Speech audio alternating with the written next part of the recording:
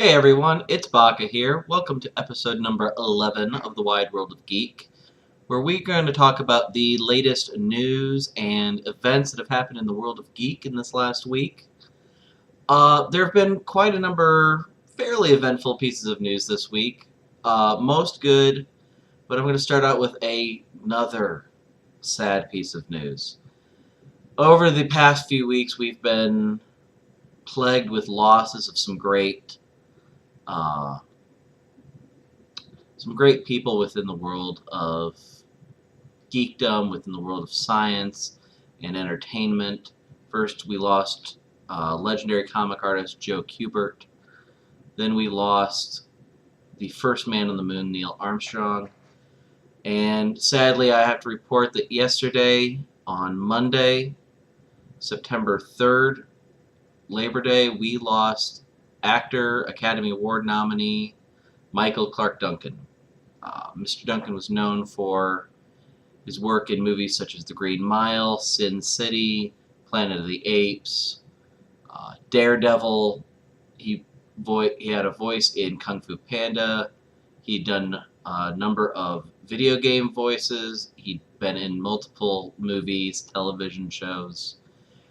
He was a great actor. He was always fun to watch because he could either play the big bad muscular bodyguard type guy or even a great bad guy, but he could also be so funny and have the sensitive side to him that you just wouldn't expect from someone who looked the way he did. He looked like he could just scare the pants off of you. But when he had comedic roles, you just couldn't help but admire the genius of his work. Clarke Duncan will be missed. His presence on screen will definitely be missed. So, again, Clarke Duncan has died at the age of 54. And that's that. In better news, it was announced earlier last week, I think it was last Wednesday, shortly after the last episode of Wide World of Geek, that Marvel has given a confirmation of their new TV show. A few weeks ago, I talked about the possibilities. I read you Newsarama's top 10 list. And their number one possibility on there was a S.H.I.E.L.D. show. Well, it turns out that is exactly what it is. It will be a show, a live-action television show, based on the government organization S.H.I.E.L.D. It will be written and possibly directed or co-directed by Joss Whedon, our lovely writer, director of The Avengers, my master. Well, that's a whole other story. It should be awesome. Spy drama, lots of action, hopefully some things to bring in a few Avengers here and there as cameos would be really cool. But to give you a broader sense of what that organization is like and why they do things they do in the Avengers movies. It could lead to storylines that have been in the comics that could be made part of the movies. It would be really interesting. The other little bit of news is two big conventions happened this past weekend. I'm going to say Georgia. I could be wrong, but I'm going to say Georgia, was Dragoncon, a comic book sci-fi fantasy convention. This is one of the most popular conventions for scratch that. Dragoncon is one of the most popular conventions in the eyes of the creators. They love going to Dragoncon. Comic book writers and artists have the most fun there. I have a number of friends that attended this year that were showing off some of their stuff, and it's like this every year, but they just have so much fun. They do so many cool things. They get to meet fans in different ways than some of the other cons. I would love to go there. It's just a bit of a distance for me. Another con that is a even bigger distance happened in Seattle, Washington this past weekend, and that was PAX Prime, also known as the Penny Arcade Expo. For those of you who don't know, Penny Arcade is a webcomic that deals a lot with with comics that are based around video games or news about video games. But it's hilarious. It's completely irreverent. And each year they hold two expos, two conventions. One is PAX Prime, which was held this weekend in Seattle, Washington.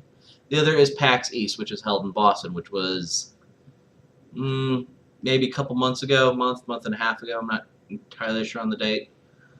But it is a fan-friendly video gaming convention.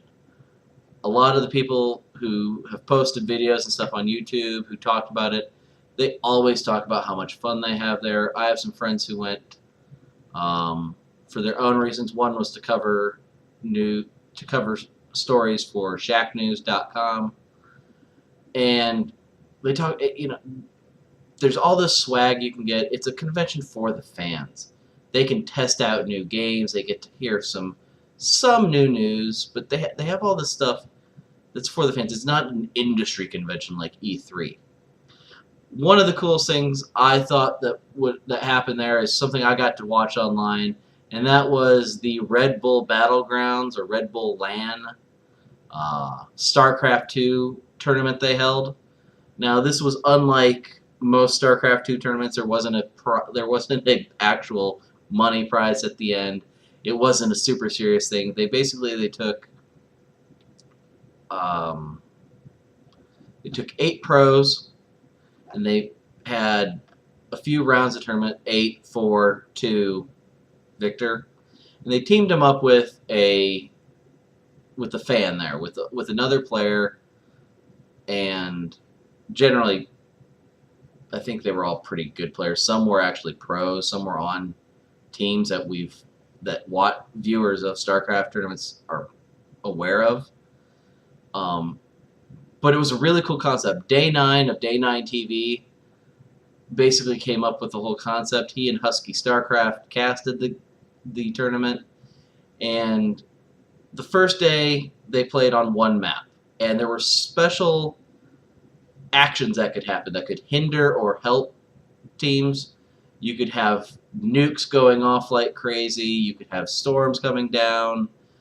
Motherships that basically became the alien warships from Independence Day. Rampant creatures running around, upgrading your workers so that they're really beefy and able to fight for you. All this crazy stuff happened. I think it was in the second round that Day 9 went a little overboard with some of his stuff and ended up just killing everybody off in like the first 3 minutes of the game. These are games that can last upwards of an hour or more, especially if they're team games. But it was so much fun. It was the best StarCraft casting I've ever watched. I had so much fun watching this stuff. I was laughing. You can kind of see my cat Lily in the background here. Squishy your head. Ah. Okay, I'm not going to squish her head because I just hit my entire desk. Anyway, so PAX Prime, lots of StarCraft stuff, lots of great video game stuff. There were people there. Jesse Cox was there. Dodger was there. As I said, Husky StarCraft and Day 9 were there. Total Biscuit was there. And those are just some of the YouTubers that I watch all the time.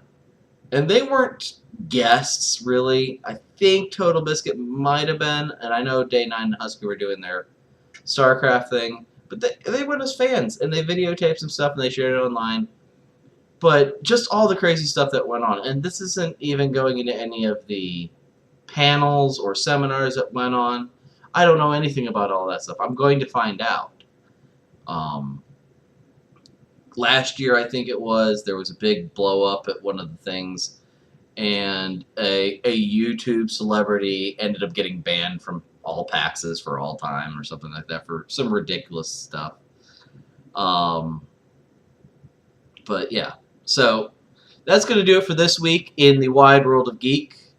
Join us sometime this weekend, probably going to be Sunday or later on Saturday for a weekend workshop. And I don't actually have any clue what that's going to be, so it'll be a surprise for both of us, or all of us. But until then, this is Baka signing off, and I'll see you guys later. Bye.